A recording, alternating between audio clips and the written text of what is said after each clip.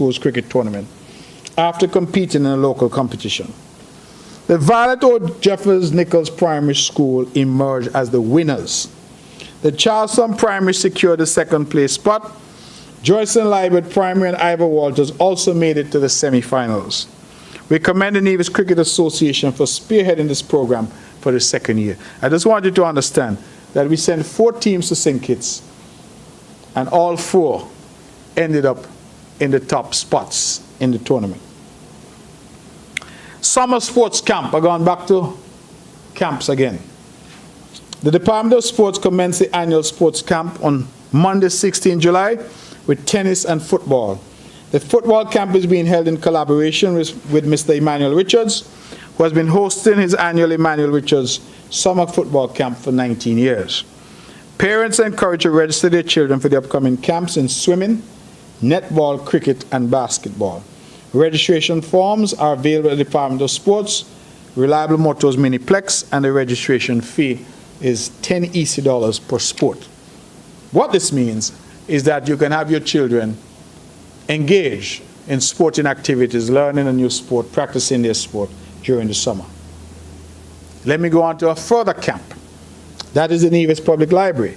They're hosting the 34th annual summer program under the theme Reduce, Reuse, Recycle for a Healthy Planet.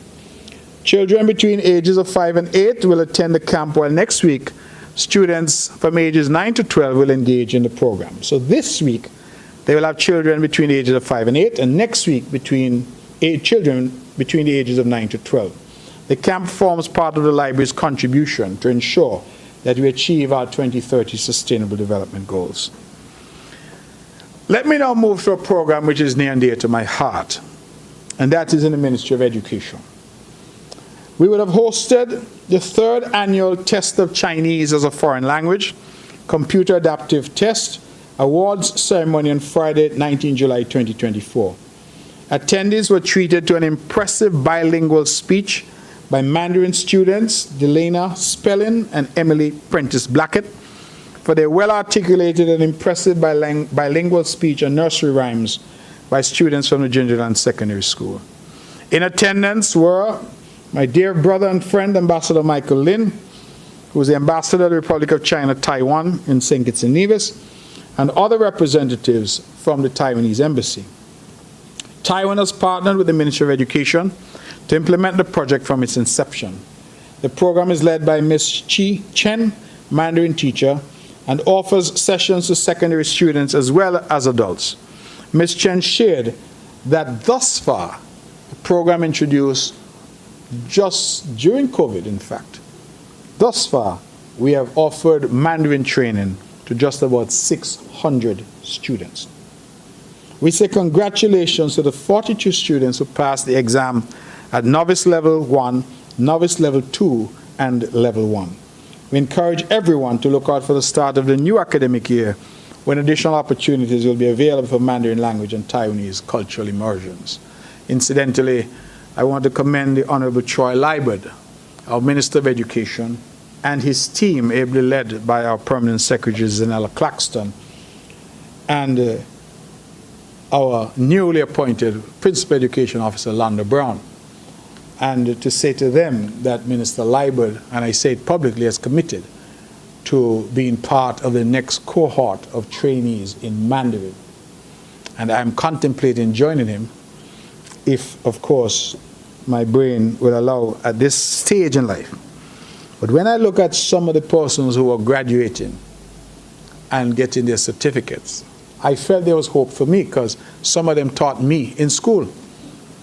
So we are now teaching students who are at school, and we're teaching adults Mandarin. Now, some people have asked, why Mandarin? Mandarin is spoken by over 1.1 billion people across the world. And we understand the rise of China as an economic power globally. We understand that nearly every bit of equipment in this room, some aspect of it might well have been manufactured in China. We understand that we have close diplomatic ties with Taiwan. And we feel that having our people become multilingual. We have for many years taught French and Spanish in our schools. Since I was a child, we were teaching French and Spanish. We now need to expand that. And some have said, why Mandarin? It's simply because we feel that that equips our young people, and our people more generally, to engage in a rapidly changing world. And it allows them to engage in commerce, it allows them to meet. Language, as we know, is merely a tool to meet and interact with people. And so, would we like to introduce additional languages? Absolutely. But we're able to introduce Mandarin because of a program that I asked for and that the government of Republic of China, Taiwan responded positively on, to have a Mandarin teacher embedded here in Nevis. I would share with the members of the press that when we did the test of Chinese as a foreign language, computer adaptive tests, Nevis was the first place in the entire region to have offered that test. And so yet again, we are leading in so many important respects. This year, some 42 students would have graduated, and we hope that the cohorts get bigger and bigger, and that students who have graduated at level 1, that they continue on in this journey. I also have another reason. As we know, the Taiwanese government offers scholarships to our young people to study in Taiwan.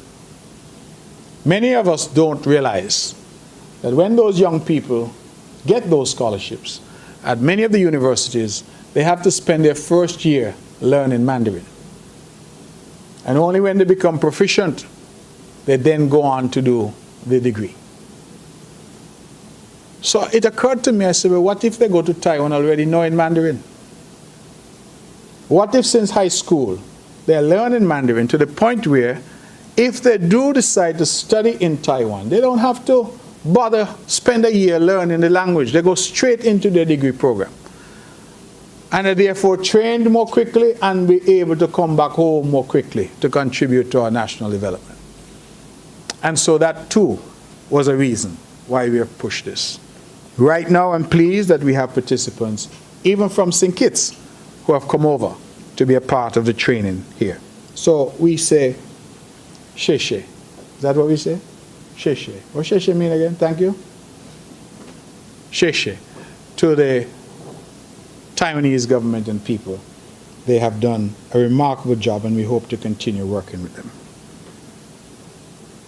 There's also been a huge development which I must say something about before I pass on from education.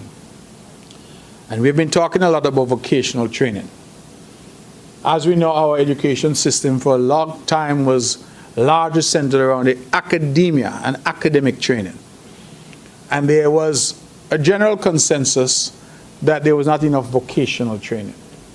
And a lot of our people who are plumbers and carpenters and masons and AC,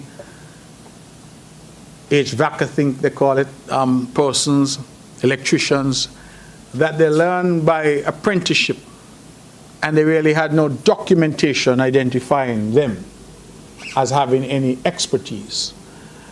And while we know that there are people on this island who could take a plan and put up the biggest building because they could read the plan, they don't have one piece of paper identifying them as a contractor. And the problem that created is that no matter how much knowledge you have in your head, if they were to leave here and go to the United States or elsewhere and try to find a job as a plumber, the first thing people are going to ask you for is your qualification. And many had none to show. In fact, I would say most have none to show. And so we've set about trying to change that. It's a federal national program, but many of you would have known that we put up the first building for TVET at the Gingerland, the grounds of the Gingerland Secondary School. And we have now been training individuals who will then be the trainers. So 19 teachers on Nevis completed the theory and practicum components of the CVQ training program. Level 4 assessor training. Teachers will receive final certification after submitting their portfolios. This training was made possible under the Ministry of Social Empowerment, Women's Employment, Entrepreneurship, and Financial Inclusion Project, which was sponsored by the Republic of China, Taiwan. It's a significant step forward in our TVET program. And so I want to say thank you to all who have been involved, and it has taken a while, but I anticipate that we will now move forward. Now on my way here I got a question, so let me answer it now. Somebody asked me, who will be appearing at the Culturama 50 Emancipation Concert? People are in the Culturama mood, so let me tell you now. Let me start with the time. It's going to be 9 p.m. The date, August 3rd. The venue, Nevis Cultural Village. Admission, pre-sold $90. If you come and you pay at the gate, you're going to pay $100. The entertainment lineup is going to be Friends Band, Smooth Vibes Band, iTebulous, Speedy, SG Presidential Sounds, Reloaded Sounds, DJ Smudge, Core Band, Small Axe Band, Burning Flames out of Antigua, Skinny Banton out of Grenada, Triple K International out of Dominica, Ja Vinci